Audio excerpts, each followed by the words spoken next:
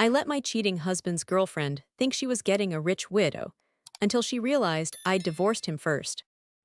Standing in my kitchen at 6 in the morning, I watched my husband of 15 years gulp down his coffee like he was running late for something important.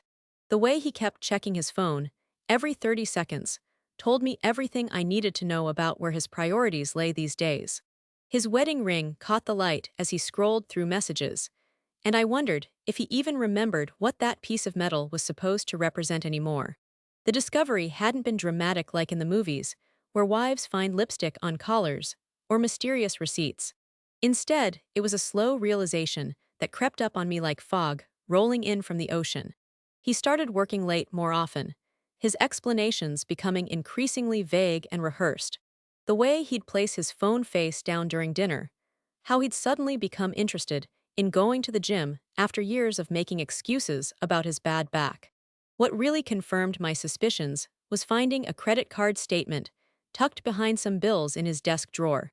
Restaurant charges at places we'd never been together, jewelry purchases that never made it to me, hotel stays during times when he claimed to be working late at the office. The paper felt heavy in my hands as I scanned line after line of evidence that my marriage had become a carefully constructed lie. Rather than confronting him immediately, I decided to do some detective work of my own. Social media became my best friend as I scrolled through profiles of his female coworkers, looking for any clues about who might be receiving those expensive gifts. It didn't take long to find her posting photos of jewelry that looked suspiciously similar to items on our credit card statement. She was younger than me by about 10 years, with the kind of effortless beauty that comes from good genes and expensive skincare routines. Her profile was filled with photos of fancy dinners, weekend getaways, and designer handbags that I knew were way beyond what someone in her position could typically afford. The comments on her posts were telling too, with friends asking where she was getting money for all these luxuries. One evening, while he was supposedly working late again, I drove past his office building to find the parking lot completely empty. The security guard confirmed that everyone had left hours ago, which meant my husband was somewhere else entirely. I sat in my car for a long time that night, watching the empty windows and feeling the weight of 15 years of marriage crumbling around me. The next few weeks were a blur of lawyer consultations and financial planning sessions.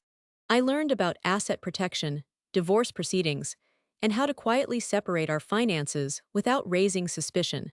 My lawyer was a sharp woman who understood exactly what I was going through and helped me navigate the complex web of joint accounts and shared property. What I discovered during this process was both infuriating and oddly satisfying.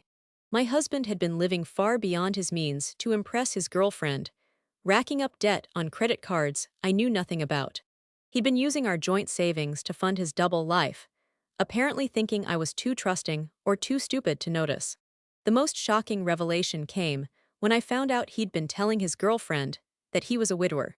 According to mutual acquaintances who enjoyed sharing gossip, he'd spun an elaborate story about losing his wife in a car accident 2 years ago. He'd painted himself as a grieving but wealthy widower who was finally ready to love again, which explained why she never questioned the expensive gifts or fancy dates. This lie was so audacious that I almost had to admire his creativity. He'd managed to convince her that he lived alone in our house, that all our shared possessions were his alone, and that he was looking for someone special to share his life with. She believed she was helping him heal from his tragic loss, while enjoying the benefits of dating someone she thought was financially secure. Armed with this information, I decided to accelerate my divorce proceedings while keeping the whole thing completely secret from both of them. I moved money into separate accounts, consulted with lawyers about asset division, and began the legal process of ending our marriage. The paperwork was filed quietly, with my husband receiving official notification at his office rather than at home. Meanwhile, I started observing their relationship from a distance. They'd meet at restaurants across town, take weekend trips to nearby cities, and she'd post photos of their adventures online without ever tagging him. She seemed genuinely happy, often writing captions about how grateful she was to have found someone who treated her so well after such a difficult time in his life. The irony wasn't lost on me that she was praising him for being honest and communicative, qualities that had been completely absent from our marriage for months. She'd post things about how refreshing it was to be with someone who was emotionally available and ready for a real relationship, not knowing that he was still legally married and living a double life. I began to feel an odd sort of kinship with her, realizing that we were both victims of his deception in different ways. She thought she was dating a wealthy widower who was ready to commit, while I was watching my marriage dissolve because of his inability to be faithful. Neither of us was getting the truth from him. The divorce proceedings moved faster than I expected, partly because I wasn't asking for anything unreasonable, and partly because my husband was too distracted by his secret relationship to pay close attention to the legal details. He signed papers without reading them carefully, apparently trusting that I wouldn't try to take advantage of him financially. What he didn't realize was that I'd been meticulous about documenting his infidelity and his financial irresponsibility. The credit card statements showing his expensive gifts to another woman, the hotel receipts, the lies about working late. All of it was carefully organized in a folder that my lawyer assured me would be very useful if he tried to contest the divorce terms. The final divorce decree was granted on a Tuesday morning in early spring. I sat in the courtroom, feeling a mixture of relief and sadness, as the judge officially ended our 15-year marriage. My husband wasn't even present, having sent his lawyer to represent him because he claimed he had an important meeting he couldn't reschedule. That same week, I noticed his girlfriend posting photos of what looked like an expensive vacation they'd taken together. She was glowing with happiness, writing about how lucky she felt to have found someone who made her feel so cherished and secure. The comments from her friends were full of excitement about her new relationship and speculation about when he might propose. I realized this was the perfect opportunity to let the truth unfold naturally. Rather than confronting either of them directly, I decided to let his web of lies collapse on its own. I knew it was only a matter of time before she started asking questions about their future together, questions that would be impossible for him to answer honestly. The first crack in his facade came when she apparently asked to spend a holiday at his house. According to a mutual friend who loved drama, he'd been making excuses about why she couldn't come over, claiming he wasn't ready to have someone in the space he'd shared with his deceased wife. This excuse was becoming harder to maintain as their relationship progressed. I watched from afar as she began posting more frequently about wanting to take their relationship to the next level. She'd write about how ready she was for commitment and how she hoped they could start building a life together soon. Her friends encouraged her in the comments, telling her she deserved someone who would make her a priority. The breaking point came when she decided to surprise him at home one evening. I wasn't there to witness it personally, but I heard about it through the neighborhood gossip network that operates more efficiently than any news service. She'd apparently shown up with dinner and flowers, expecting to comfort her grieving boyfriend and maybe have a conversation about their future. Instead, she found evidence everywhere that he was still very much married. Our wedding photos were still on the mantel, my clothes were still in the closet, and mail addressed to both of us was stacked on the kitchen counter. The house looked exactly like what it was, the home of a married couple, not a widower's lonely bachelor pad. According to the neighbor who witnessed the aftermath, she'd stood on our front porch for a long time, apparently trying to process what she'd discovered.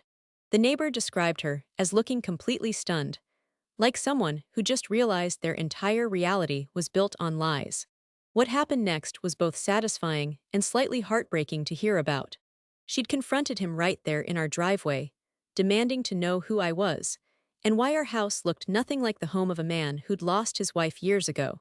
The neighbor said her voice carried across the street as she accused him of lying about everything.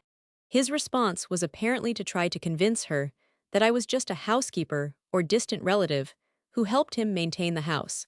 This explanation fell apart quickly when she pointed out all the personal items that clearly belonged to a wife, not an employee. The wedding photos were particularly hard to explain away. The final nail in the coffin came when she demanded to see his phone and found months of text messages between us, discussing mundane married couple things like grocery lists and bill payments. Messages that were dated well after the supposed car accident that had claimed his wife's life. She'd stormed off that night, but apparently couldn't resist doing some online research about the mysterious woman whose life seemed so intertwined with her boyfriend's. It didn't take her long to find our social media profiles, where photos of our recent anniversary dinner were still visible. The next morning, I received a message from her through social media. She was polite but direct, asking if I was married to the man she'd been dating. She explained that she'd been told I was deceased and was hoping I could help her understand what was really going on. I decided to be completely honest with her. I told her about the divorce that had been finalized weeks earlier, about the financial deception, and about how long I'd known about their relationship. I explained that I'd chosen not to interfere because I wanted to see how long he could maintain his elaborate lie. Her response was a mixture of anger, embarrassment, and gratitude. She was furious that she'd been deceived so completely, embarrassed that she'd fallen for such an obvious lie, and grateful that I'd chosen to tell her the truth rather than letting her continue living in ignorance. We ended up having a long conversation that evening, comparing notes about his behavior and the stories he'd told each of us. She told me about the expensive gifts, the fancy dinners, and the promises he'd made about their future together. I told her about the credit card debt, the lies about working late, and the slow deterioration of our marriage. What struck me most about our conversation was how different we both were from what he'd apparently told each of us. He described me to her as someone who'd been boring and traditional, while he'd told me she was probably just looking for someone to take care of her financially. Neither description was accurate, and we both realized we'd been dealing with someone who was comfortable lying to the people closest to him. The most satisfying part of the whole situation was learning that she'd decided to end their relationship immediately after discovering the truth. She'd apparently told him exactly what she thought of his deception, returning all the expensive gifts and refusing to take his calls. She also mentioned that she'd been considering leaving her job to move in with him, believing that his financial situation would allow her to pursue some personal goals she'd been putting on hold. Discovering that he was actually deeply in debt and had been using marital assets to fund their relationship had been a wake-up call about how badly she'd misjudged the situation. In the weeks that followed, I heard through various sources that he'd been struggling to explain the situation to mutual friends and family members. Many people had been told the same widow story, and now he had to face the embarrassment of having that lie exposed to everyone who mattered to him. The financial consequences were also catching up with him. Without access to our joint accounts, and with a girlfriend who was no longer interested in expensive dates, he had to confront the reality of the debt he'd accumulated. The credit card bills were entirely his responsibility now, and his actual salary wasn't nearly enough to maintain the lifestyle he'd been projecting. I found myself feeling oddly peaceful about the whole situation. The anger and hurt I'd expected to feel were replaced by a sense of closure and relief. I'd ended a marriage that had become built on deception, and I'd done it without having to engage in dramatic confrontations or public scenes. The house felt different after he moved out. It was quieter, but also lighter somehow, as if the weight of all those lies had been lifted from the walls. I started rearranging furniture and redecorating, making the space feel like mine again rather than ours. His girlfriend and I stayed in touch occasionally, bonding over our shared experience of being deceived by someone we'd trusted. She'd started dating again and seemed much happier, having learned to be more cautious about men who seemed too good to be true. We'd joke sometimes about how we'd both dodged a bullet by discovering his true nature when we did. Looking back, I realized that letting his lies unravel naturally was probably the best revenge I could have got. He'd lost his wife, his girlfriend, his financial security, and his reputation all at once, and it was entirely due to his own choices and deceptions. I didn't have to do anything except step back and let the truth speak for itself. The whole experience taught me that sometimes the best way to handle betrayal is to let people reveal their true nature to everyone around them. His girlfriend learned that he was capable of maintaining elaborate lies about fundamental aspects of his life. Our mutual friends learned that he was willing to lie about his wife's death to gain sympathy and impress a new woman. Everyone who mattered now knew exactly what kind of person he really was. These days, I'm focused on rebuilding my life as a single woman. I've reconnected with friends I'd lost touch with during the final years of my marriage, started pursuing hobbies I'd neglected, and begun thinking about what I want my future to look like. The financial settlement from the divorce gave me a good foundation to start over, and I'm grateful that I took the time to protect myself legally before confronting the situation. Sometimes I wonder if I should have handled things differently, if I should have confronted him immediately when I first discovered the affair. But then I remember how satisfying it was to watch his carefully constructed lies fall apart on their own, and I know I made the right choice. He got exactly what he deserved, and both his girlfriend and I got free of someone who wasn't capable of honesty or real commitment. The story serves as a reminder that the truth has a way of coming out eventually, no matter how elaborate the lies someone tells. In this case, his need to impress his girlfriend with a fictional version of his life ultimately led to losing both of us. Sometimes the best revenge is simply stepping back and letting someone destroy their own life through their poor choices.